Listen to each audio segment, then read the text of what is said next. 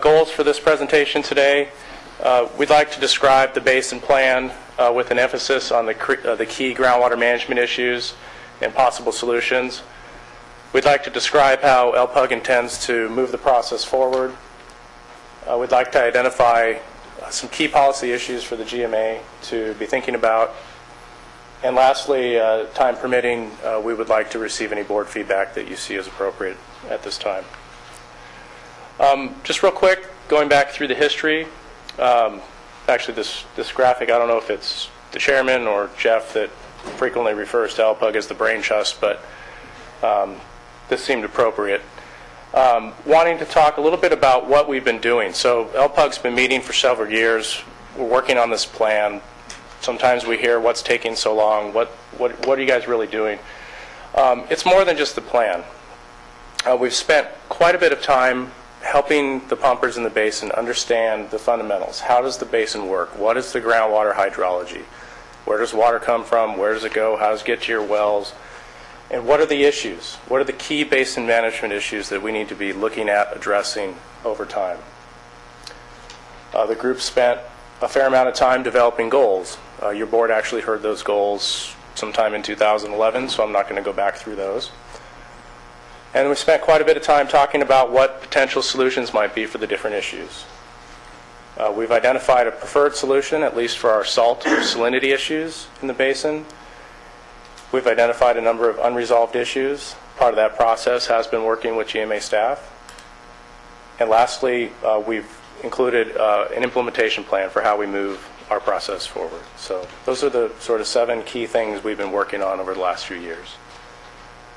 In terms of the basin-specific plan itself, I'm not going to go through the details of what's in the plan, but suffice it to say, there's several key components of the plan. Obviously, we have a stated purpose and we have goals. Again, you've seen those in the past. We talk a bit about the institutional setting. So the GMA is a big part of the institutional setting, as is the regional board, related to issues of salinity and salt management, as well are the individual entities in the basin, the different water companies and purveyors. We have a great deal of discussion in a high level of detail about the conditions in the basin. Again, the hydrogeology, what are the aquifers, what are the water levels, what is the water quality. That's where we spent quite a bit of time, wanting to get the foundation of the technical understanding nailed down so that when we start talking about solutions, we're all in agreement on what the facts are. And of course, we have the basin management discussion and the implementation plan that I mentioned earlier. So this map is showing the Las Posas Valley. There's a lot going on in this map. I want to point you out to a few key things that you need to know. The basin is divided into 2 areas that we're looking at managing.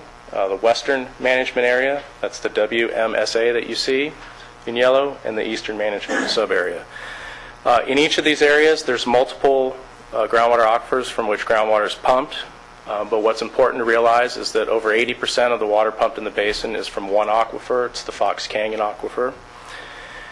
And the Fox Canyon aquifer does crop out at the edges of the basin. That's where you see sort of the yellow shaded areas. This is where water can directly infiltrate into the aquifer and recharge it. The 2 management areas were defined by the groundwater barrier that is right here in the middle of the basin. So this feature, basically that has the effect of dividing the Fox Canyon aquifer into the west and east areas. There's not really much, if any, hydraulic communication in the Fox Canyon aquifer across that boundary. That's why we have the 2 areas. What makes managing those areas challenging, but also creates opportunities, is the fact that we have 2 major water systems that lie across that boundary in the Zone Mutual Water Company and Waterworks District 19. Within the 2 areas, the issues and management approaches are different. In the western management area, generally we have good water quality. And for the most part of the basin, water levels have been stable historically. We do have one exception to that area. It's an area we refer to as a pumping depression, which is located in this general area. And I'll talk more about that as we go. In the eastern area, again, that area has experienced stable water levels with some exceptions, which I'll talk about. But the main driver, at least currently today for the pumpers, is we have a plume of brackish water that has entered the basin from percolation along the arroyo. And that's the primary issue that folks are really concerned about today, managing the salts for their crops. Now, that's not to say that the idea that these basins could go into overdraft isn't a concern. It is, but salinity management is the priority for most of the folks in the basin today. In fact, that's an important consideration. That's driven how the basin plan has been developed, and it's driven the prioritization of the issues for the group. And this is one area where I think staff, in working with LPUG, we've seen sort of the largest difference of opinions. In general, our basin plan says something along the lines of that salts are the immediate issue because we're not in overdraft today in the basin. So the plan is focused on managing salts with desalters, which could also potentially increase the yield of the basin. We'll explain what that means a little bit later. But the group recognizes that basins could easily go into overdraft, and they're looking at tracking that issue carefully and looking at other options after the desalters to address overdraft if it should come to be an issue. It's a living document, and it's an evolving process. So the group never set out to write an all-encompassing plan that would deal with every possible issue that we might face over the next whatever planning horizon you're talking about, 10 years, 20 years, and so on and so forth. We think that perspective has been made very clear in the document and in our conversations with staff. But again, I think it's still a point of diverging philosophy or perspective as we move forward. In some of the comments we've received, there's been a theme of wanting to see contingency plans for dealing with overdraft and looking at other things, some including things that are way out on the horizon, including climate change, which, if I understand, the effects of that are later this century. So it's kind of a challenge for folks who are dealing with salinity management problems today with their crops to be looking at dealing with problems that could be happening in the future that aren't happening now. Not to say that those aren't real problems and can't happen, but it's about prioritization of what the group can spend its limited amount of time dealing with. And that's how it's driven and structured the process and how we've gotten to where we are today. So it may be helpful to hear from, or would be helpful to hear from the board on how you view the priorities for the basin to help us continue to drive this process forward. Let's talk about the Western Management Sub-area in a little more detail, and this is the part where we can save some time if we need to. Some of this will be review. Basically, this circle area, this bullseye, is where the pumping depression is. Water moves into the basin from recharge areas and is flowing towards the pumping depression. We have this depression for two reasons. We have concentrated pumping from two large water systems in that area, and we're also backed up against that groundwater barrier. So there's no contribution of groundwater from the east to fill in that area. Those two things combine to give you this pervasive area of low water levels and an area that's at risk for, frankly, at risk for going into overdraft in the future. We've been seeing rising water levels recently, but this is a problem area that we should be watching closely. In the western part of the basin, when you look at the water level trends over time, you see that they're stable over climatic cycles. That's what this up and down trend is. Wet period, dry period, wet period, dry period. That's what we want to see continue in the basin. That's our goal for the basin in that area, is to continue to see this pattern. That means you're in balance, things are stable, and that's what we'd like to see. It's in the pumping depression where we have the concerns. Here's where we've had the long history of declining water levels. We've seen water levels rise when we've taken some pumping out. We've seen them go back down when pumping comes back on and back up again. Currently, we're in the period here where we're seeing rising water levels, and the reason for that is District 19 has moved about 1,000 acre-feet of their pumping from this area over into the other basin. So we're able to understand how this works at a fairly high level of detail, and under current pumping management practices, again, that's a voluntary shift in pumping that District 19 did, but as long as that lasts, things will be looking good. That's not to say this is permanent, but something we should look at and keep track of. In terms of the western area yield for the whole part of the West Los Posas Basin, we determined that the yield of the basin is about 11,000 acre-feet per year. I won't go into the details of how we did it, but it has to do with looking at how stable those water levels were over time, over those cycles, and looking at how much pumping was going on during that period. So for all the aquifers, you're looking at a bar chart of pumping here per year. The yellow is the Fox Canyon. The other colors are the other aquifers where we have lesser amounts of pumping. The yield here has been added up for all the aquifers, and you can see that over time, pumping averages above and below that, and more recent, we've been basically a little bit above, a little bit below, depending on the year. So this comports with the history of the water levels, where we're seeing things stable over cycles, and this is what we'd like to see continue in the basin. In terms of water quality in the western Las Posas is good. I'll save time and not talk about that in any more detail. Eastern management area. Again, that's the area east of the groundwater barrier, so incorporating the portion of the Las Posas Valley all the way out to Moore Park in the Highway 23 area. Again, the big story there is the poor quality water that most of you have heard about. That's this red area where we have chloride concentrations in excess of 100 milligrams per liter. That's sort of the rule of thumb that Dr. Faber has given us for chlorides for agricultural purposes anyways. So that's the area that's affected. And really what's happened here, and this may be review for some of you, maybe not for others, but the reason we have this really goes way back in history. Historically, this basin was clearly an overdraft. Water levels had fallen quite a bit, extensively. And so that opened up space in the aquifer. The aquifer's not full. Well, along came the cities of Moore Park and Simi Valley, people flushing their toilets, water's processed through the treatment plant, and discharged to the arroyo. That water has been filling the aquifer back up from those treatment plants since the 70s, or late 60s, early 70s. So basically the basin is filled back up, or at least this bottom part of the basin is filled back up with recycled water. And that's what the basin has become dependent on. Pumping in this basin is supported by that water. If that water went away, there would be a problem. So the good news for folks is they have water. Bad news is the water has brought the salts that are creating the urgent issues for people to deal with today. In terms of how groundwater moves in the eastern management area, these dots are representing pumping with the size of the dot proportional to the magnitude of the pumping. And what you can see, and then here's the barrier, so this is the eastern management area. What you can see is pumping's concentrated in the middle of the basin. It just has to do with the distribution of the wells and the ranches and so on and so forth.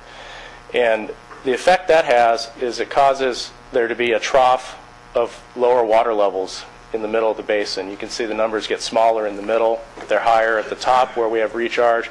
They're higher at the bottom where we have recharge from the arroyo. Okay, so this sets up the groundwater flow pattern. Everything's moving towards the center of the basin. And that's what the arrows are indicating there. Historically, what we've seen is here's the pattern I spoke about. The historical overdraft, the refilling of the basin based on the introduction of the water from the treatment plants, as well as a little bit of water from Simi Valley that they pump for dewatering is also part of that. In the middle part of the basin, we saw a slightly different response. Water levels didn't rise, but they stabilized. Here's the stabilization that we'd like to continue to see in the basin.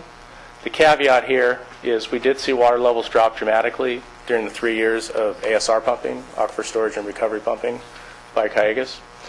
Since we've stopped pumping, we've seen water levels start to rise again, and we expect that they will level out at some new stable level. It'll probably be lower than the old stable level, albeit a stable level though again.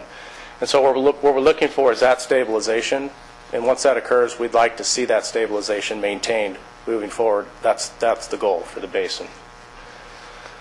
Further to the north and east, similar trends. Water levels have dropped, reached a stabilization point. They dropped during the ASR pumping, and now we're seeing, well, these, we don't have more recent data, but starting to come up again.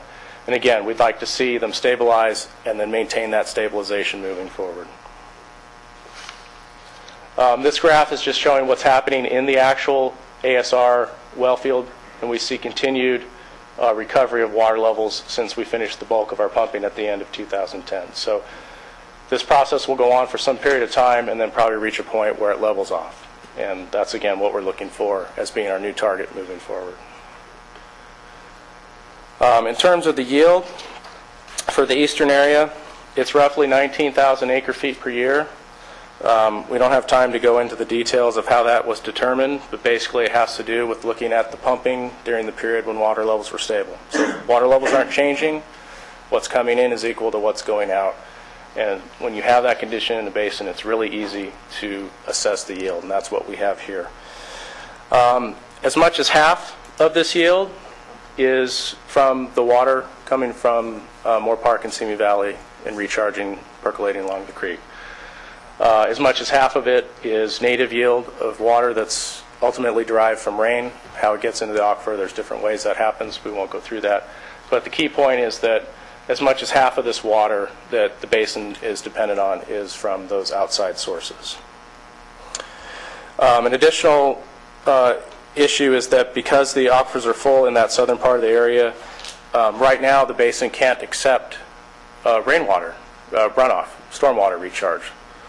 That water comes through the arroyo. That shallow zone's already full. The storm flow takes a magic carpet right out to Pleasant Valley, Camarillo area. So one thing we'd like to see in part of what we're trying to do is to create a little bit of space to start capturing storm water. Puts more water in the basin. It's also better quality water. If we were to do that, I think the estimates we have now are that there's about 4,000 to 8,000 acre-feet of water that's leaving the basin as surface water flow continuous year-round to Camarillo. The first thing that would happen would be is you would start to capture that.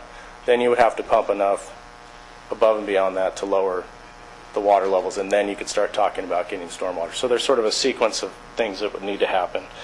But that, in the nutshell, that's a general idea of where LPUG is trying to go, at least for the nearer term, the next 5 to 10 years, is get that process moving forward where we can do that type of project. And we'll talk a little bit more about the water quality implications of that here.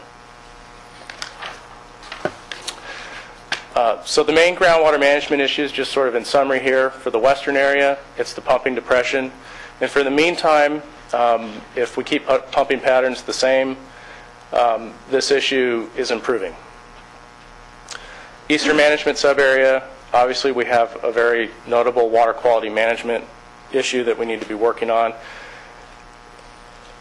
We also have a need to deal with the potential impacts of any future ASR operations and figure out how to integrate that into overall basin management. And in both areas, there is a need to be looking at measures to increase the operational yield to keep pace with groundwater demand. I don't think anybody in LPUG denies the fact that the demand for groundwater has the potential to go up. So we do need to be looking at ways to increase the supply to deal with increased demand. So that's part of what we're trying to do. So I want to talk a little bit in more detail about our options for managing the brackish groundwater, because I think this is a point that maybe hasn't gotten out there as much yet. And what I'd like to do is look at the eastern area in cross-section view from north to south, with the arroyo being in this area. There's a shallow aquifer that in some places has connection to the Fox Canyon, not all. And above the Fox Canyon is generally low permeability sediments that not many wells are screened in. So what we see with the arroyo there, and then on the north part of the basin, there is some contribution of recharge directly to the aquifer. This well is designed to represent that pumping trough in the middle of the basin. So pumping is generally focused in the center part of the section here. And with the current pumping patterns and the recharge patterns, what we see is that water's flowing from two areas where it's highest to the low part in the middle of the basin where pumping is drawing it down. So water's flowing from the arroyo towards the middle of the basin, as well as from the north side of the basin towards pumping. But what you'll see here is that the water levels nearest the arroyo, and these are Fox Canyon water levels that I'm showing, it's highest near the arroyo. So even though this is the topographic low point of the basin, this is the hydraulic high point of the basin. Water is moving, more water is moving this way than is moving this way. That can be counterintuitive for some people, but that's an important thing to understand in terms of how the basin works. So we have some water flow from the north, and then we have the red water here showing the higher salinity moving through and downward into the Fox Canyon. Sometimes it may be moving through the San Pedro and then down into Fox Canyon. But overall, what we've seen develop here in cross-section view is representation of the brackish water plume. So that's sort of representing what we see today. Roughly speaking, in terms of cartoons, it's partway through the basin. It's not all the way to the center where most of the pumping is, but it's moving that direction. Future plume movement, all things being equal, pumping patterns as they are today continue into the future. That plume will move right towards the middle of the basin where the low point in the pressure of the aquifer is, and it pretty much will stop there. It's not going to turn around and flow up to areas of higher pressure.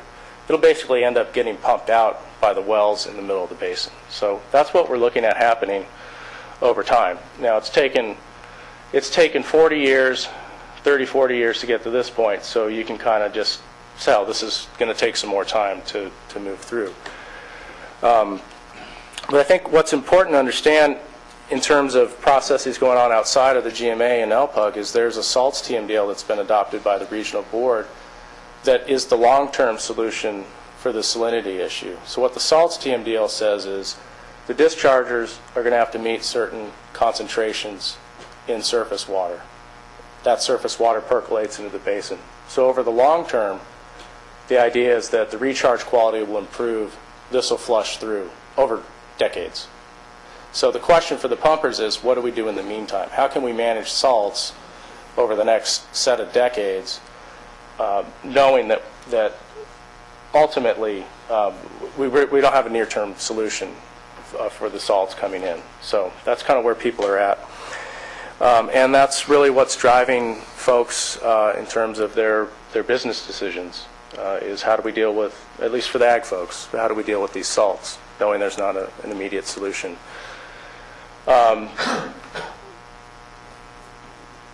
So LPUG's talked about options for dealing with this issue. One option would be less pumping.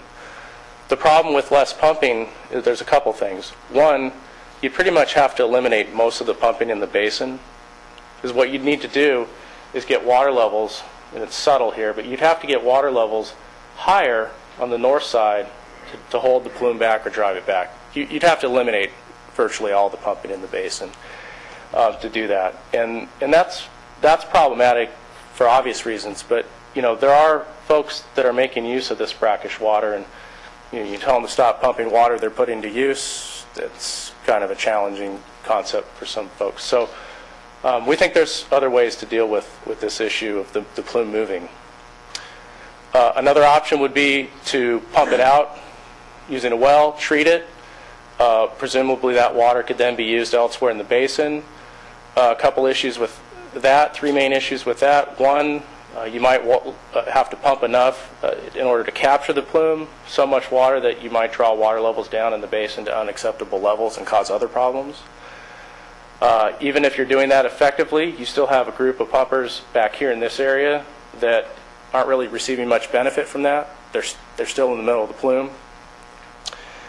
So that's a consideration.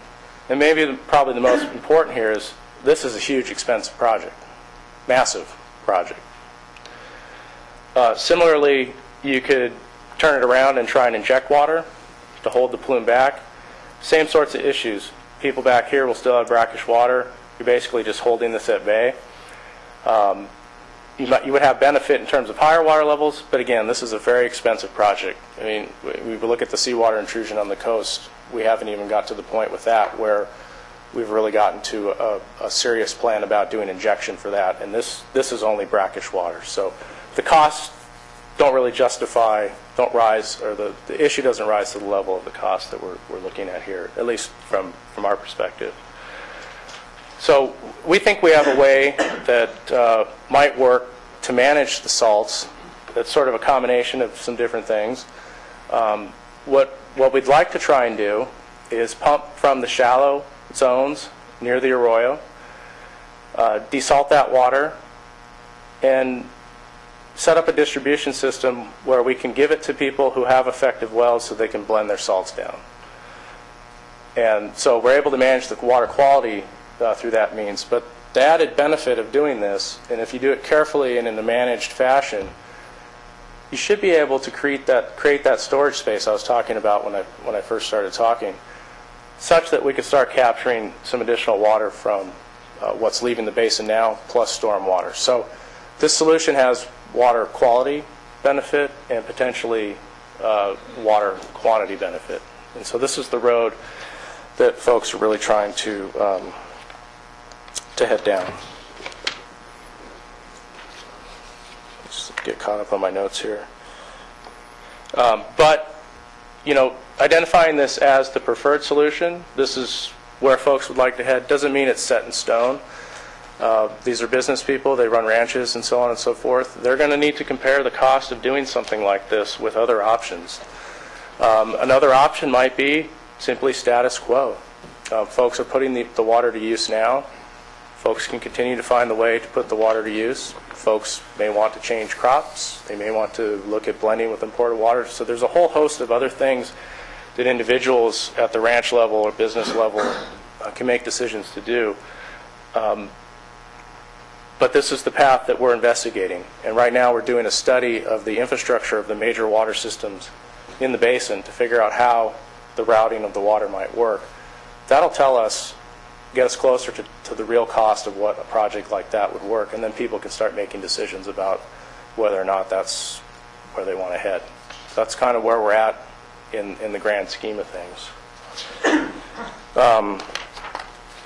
Brian, yes. How much more, as I'm watching the clock here, as I indicated. I'm at the key slides. Okay. Now. Yeah, so. All right. Let's see here. Again, so as I kind of mentioned at the beginning, the primary concern, or at least the more immediate concern, is dealing with the water quality. And, you know, we're not ignoring the fact that overdraft could develop, or that that's a real concern. But again, it's about the timing of the issues. You know, I've heard Jeff say, you know, hey, the board meets 10 times a month, 2 hours. Well, we sort of have this 10 times a month. 10 times a year. We'd be done. I am very busy. Yeah. We sort of have the same issue. We meet a couple times a month. You guys meet 10 times a month, but we don't meet 10 times a month. We meet a couple times a month. You guys meet 10 times a year. It's the same concept. There's a limited amount of time for folks who are volunteering their time to try and put this together. So there's got to be some prioritization of the issues and sequence and timing of decisions. It makes sense for how much time people can put into this. And that's really driven where we're at. Let's see.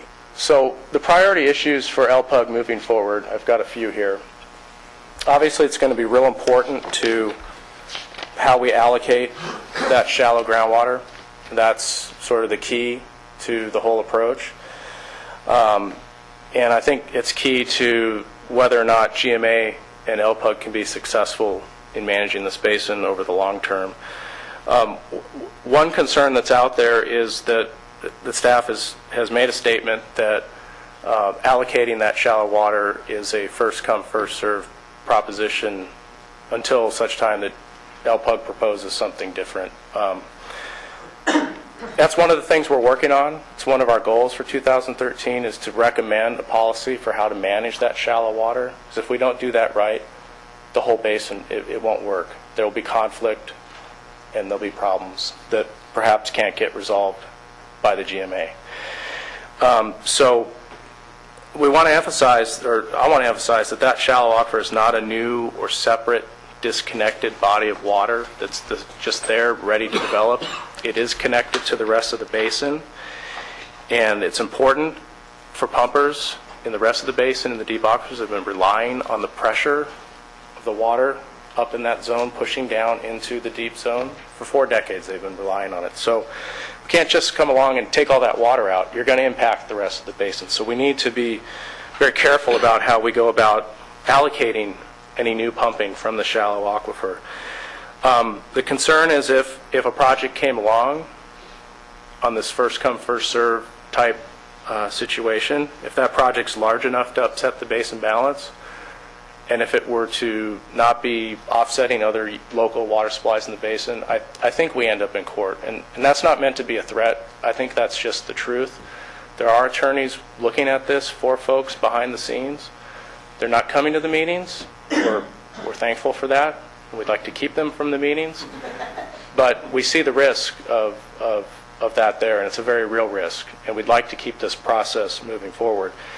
And one thing that's very clearly in the GMA's court is you are the arbiters of the allocation of the water, and so this is very much needs to be a partnership on this particular issue. From my perspective, to me, the most logical solution is for you folks in that area to come up with an agreed-upon protocol that works for your long-term strategic planning, and I think we've voiced that opinion. Right. My fear is if you don't come up with that protocol in a timely fashion, we will get the question before us, and then we have to act on it. And at that point in time, I'm not sure everybody will like whatever decision we make. Right. So obviously, it is a high priority because it's for your benefit. You've created an entity that has the ability to deal with this issue. You've got to work through it and come up with an agreed-upon plan.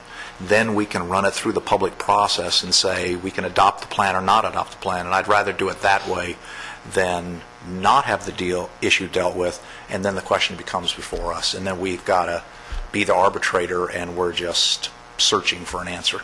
Sure. So I absolutely agree with what you said. This is a priority, one of the priorities.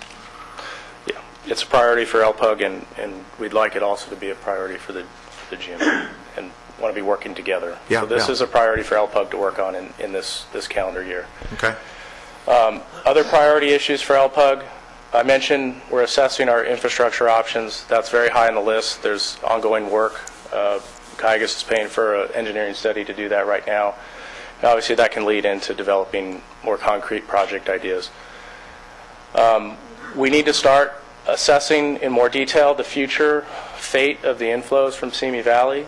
They have a recycled water master plan that could take a fair chunk of the water out of the creek and out of availability for the basin. It's a real concern. And at some point down the road, there may be a deal that needs to be made with the city to secure some continued inflow. We don't know what that looks like, but we recognize that that's something we need to be looking at very carefully. We also need, as we start to work through the issues of managing the water quality, we need to transition to detailing more of the longer-term options that may be necessary to increase the basin yield. I think demand will catch up with us in due time. The question is, can we be ready with supply-side options to deal with that before the GMA has to take things into their own hands, if you will, on the demand side. I'm going to skip our next steps or just run through them real quick. These are the things we're working on sort of in the sequence. We're working on an export policy, which is one of these key issues that staff and us identified as a key thing.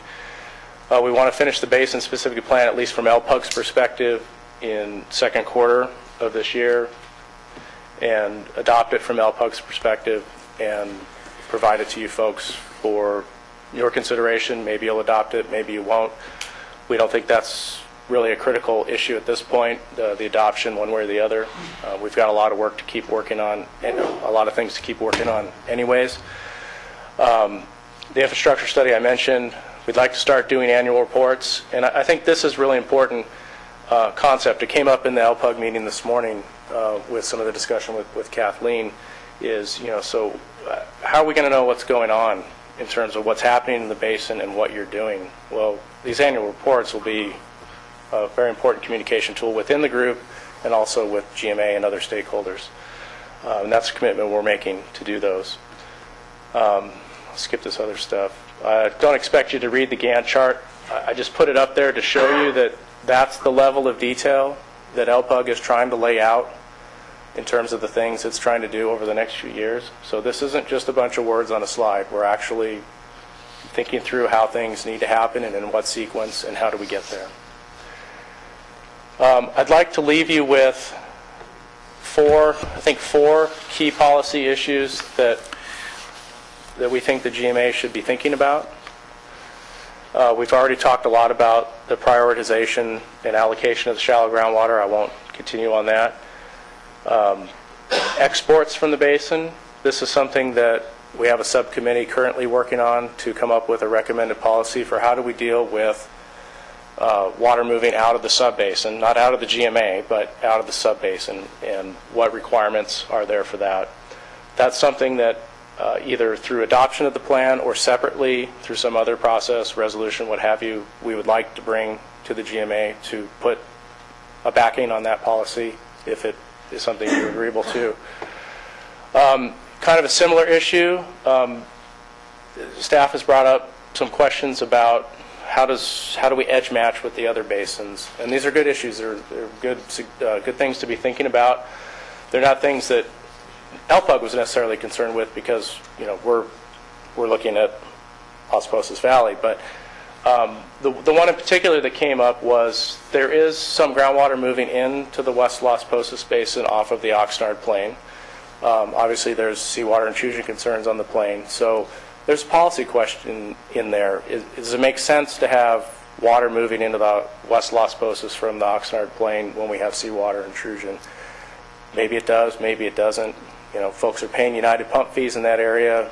Maybe they have a right to some of that water. There's a lot of issues in there, and I think that's something that the GMA could be thinking about. Obviously, if you're looking at basin-specific plans in other areas, there has to be some stitching along the edges to make things work, because it's not like there's a wall there and the groundwater doesn't move between the basins. So. And lastly, we think from our perspective that maybe GMA should be thinking about what its plans are if the Las Posas Basin was to go into overdraft. And I think this is a key question because it sort of gets at one of the core differences that I think I've seen between staff's comments and what I've heard at LPUG. And in reviewing the comment letter and talking with staff, we've heard a lot about how they don't feel that the plan is complete because it does not have sort of these contingency plans that would deal with overdraft over the long haul. And we understand that because from your perspective, that's the core issue for the agency. And certainly there are multiple threats to that water balance. Demand could go up. We see crops changing. CME could develop its recycled water supply, and we could see less inflow. There's lots of things that could happen. There's no arguing that there aren't risks. But the idea of how do you plan for that? How do you develop a contingency plan, or do you need to? And I think maybe there's a simple answer for this, and maybe it's not that LPUG needs to develop a contingency plan. The GMA has the authority to manage pumping in the basin. That's what you are all here for. You have clear and frankly very powerful powers to address pumping. And so on the demand side of the equation, you have the authority to deal with demand if there's an overdraft situation. So I already think the contingency plan is already in place. You have the authority to manage pumping. You have a fee, or penalty, I guess is the right term, to charge for overpumping. So you have the ability to set a pumping level, the ability to charge a penalty, and that water, that can be used to bring water in through Cayuga's system. So there's already a way to deal with the problem, and it's already in the rules that you already have written. The question is tweaking of those rules to make the mechanism work in a way that provides the right effect for the basin. So I think the challenge for LPUG may not be so much to develop a contingency plan that says we're going to do this or that or that. I think the challenge to LPUG is to know that you have the authority to manage the demand side of the equation, and if they think that if there's going to be overdraft and they want to address the issues from the supply side of the equation, they need to be ahead. They need to be working on those longer-term solutions to increase the yield of the basin, because frankly, those solutions are probably going to be cheaper than what the other solution that I described would be. Let me, again... this is... Okay. Yeah, I think the last thing you had said was you wanted some feedback from the board. So let me go across the floor. Dave? Mike? You guys, no, I really don't have a comment on it right now. You guys sit through all the meetings. Charlotte? I think it's really hard to get an oral report and then to give feedback that's going to be taken as if we'd had time to think about it. Okay. So maybe it'd be a good idea to put it on another agenda at some point and let us comment after we've had some time to think, other than just sitting here trying to digest everything that's been given to us. Okay, can we do that for an informational response to this item at Yes, next sir. month's meeting? We'll do Next that. month. That'll be good. Yes. John? I think, Bryan, it's an excellent report. I think it really brings a lot of issues to the forefront, and one of the questions I had, because I don't know much about Simi Valley, that recycled water that goes into the basin, if they didn't go to the basin, where would that water go to? That's really the only place it can go. It gets treated at their wastewater treatment plant. It has to be discharged. And replenishes that one basin? With Well, they discharge it to the creek because they have nowhere else to put the water, and it If just... it didn't go into the basin, it'd go to the ocean. They go to the ocean? No? Yeah, but So we because lose it percolates into the basin, that's why it doesn't go to the ocean. Okay, and the other one was the storm water that goes over and into the Camry area. What happens to that water? A lot of that water ends up in the ocean. In the ocean also. Yeah. So we lose that water Yeah. to that 4 or 5 acre feet, or whatever, 5,000 or 4,000 acre feet. What happens is once you get past the very northeastern part of the city where the river makes the big bend, the rest of the coastal plain has clay at shallow depth. So there's nowhere for the water to And percolate. so we lose it. Yeah. But I think it's an excellent report, and I think, yes, we need some more time on this as opposed to being rushed, And my apologies, because I have a Understood. really important meeting in Camarillo this afternoon, so otherwise, but it's an excellent report. Just real quick, as you all know, I have been probably the most vocal about carrying staff's comments and my own comments to the process that you folks have been going through. Of all the reports that you have given us over the last 2 years, I found this to be very beneficial. And I think it's because we begin to simplify it into the key issues. And I think you're able to do that because you have put in the work over the last 2 years, because you've in effect simplified it for yourself. And so you're now sharing that with us.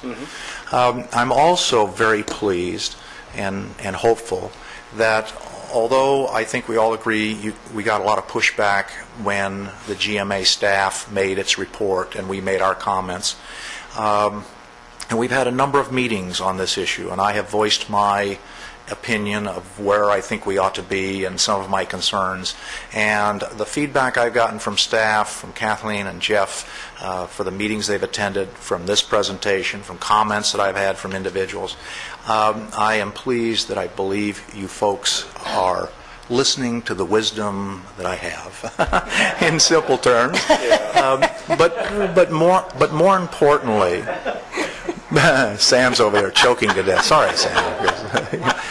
Yeah, I saw that. But Just zip it. yeah. But the reason I want to say that is because the tone of what I hear from our staff, the tone I hear from you folks, is that we're back together trying to solve this problem together. And I think that's probably been the biggest pitch I've made, that there is a role for the GMA, that somewhere along the line somebody has got to be the referee of fairness across the board so that everybody is treated the same. And you guys have essentially agreed that there are some things that we at the GMA have to do, and I made comments to you, I've made it to the board, that you bring to us the issues that you want us to address. We've got to put the time and energy into addressing these underlying, I called them linchpins, but they're fundamental to any agreement that you made. And in some of those areas, export policy, for example, you're working on that. You're going to come up with a plan, and then you're going to bring it to the GMA. It's important that we don't drag it on forever, but we either lock into that plan or make adjustments, and we will do our job to give you the feedback and get the process done. I'm pleased with the last one because that has been one of our major concerns. And then you have heard me say maybe we need to have plan B, a backup plan. And essentially what you're saying is, yeah, we may need a backup plan, but it's your responsibility, the GMA, because that's your authority to do. And it may be something we have to look at so that you're really tasking yourselves with 3 items in this list, but we have to deal with 4 items. My comment is to all of you that go to these meetings, and we have 2 board members that attend those meetings, you're on the right track. I'm pleased with the direction you're going. I'm pleased that the GMA and LPUG, I believe, are back trying to solve a common problem for the common good, and that's encouraging to me. And I will continue to push where I believe I need to push, and it's just the way it is. So with that, I thank you.